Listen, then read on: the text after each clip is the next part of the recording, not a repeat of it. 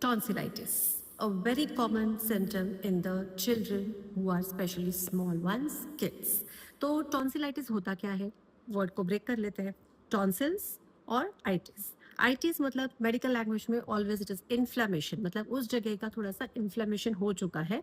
And tonsils क्या है? ये दो ओवल शेप टिश्यूज होते हैं जो आपके थ्रोट में होते हैं.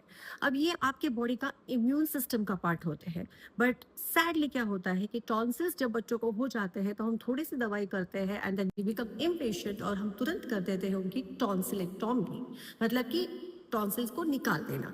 ये बहुत आम बात है और लगभग आप बिलीव नहीं करेंगे, इंडिया में कम से कम 5 लाख से ज़्यादा सर्जरीज एवरी ईयर की जाती है टॉन्सिल्स निकालने के लिए बच्चों में. और मोस्टली बच्चों में पाया जाता है. तो होता कैसे है? अब इसका जो कारण होता है वो होता है वायरल या फिर बैक्टीरियल इन्फेक्शन. और कहाँ से होगा कि पैथोजन आपके अंदर एंटर होता है, अटैक करता है, फिर वहाँ पे WBCs मतलब कि आपके फाइटर सेल्स आ जाते हैं और वो इन्फ्लेम्ड हो जाता है. सिम्टम्स क्या होते हैं? स्वालोइंग के वक्त आपको थोड़ा डिफिकल्टी हो सकता है. रेड इन्फ्लेम्ड होते हैं तो ऑफकोर्स पेन होता है. पेन ज़्यादा बढ़ गया तो फीवर भी आ सकता है. और एक्यूट कंडीशंस में थोड़ा सा तकलीफदायक होता है, बिल्कुल होता है, बच्चों के लिए ज़्यादा ही प्रॉब्लमेटिक.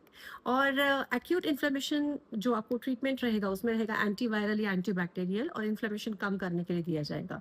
ये हो गया एक्यूट का ट्रीटमेंट. पर होता क्या है कि आपका अगर वो रिकरेंट मतलब बार बार अगर वो चीज़ आपको होने लगती है, मतलब कि वो क्रॉनिक हो चुका है. अब क्रॉनिक में हमारे पास इसमें कोई दवाई नहीं है मॉडर्न मेडिसिन में. एंड देन हमको करनी पड़ती है टॉन्सिलेक्टॉमी, मतलब कि उसको निकाल देना. अब यहाँ पे आता है होम्योपैथी का रोल, बिकॉज एक्यूट में तो हम मैनेज कर लेते हैं बट रिपीटेड इसमें क्या करेंगे?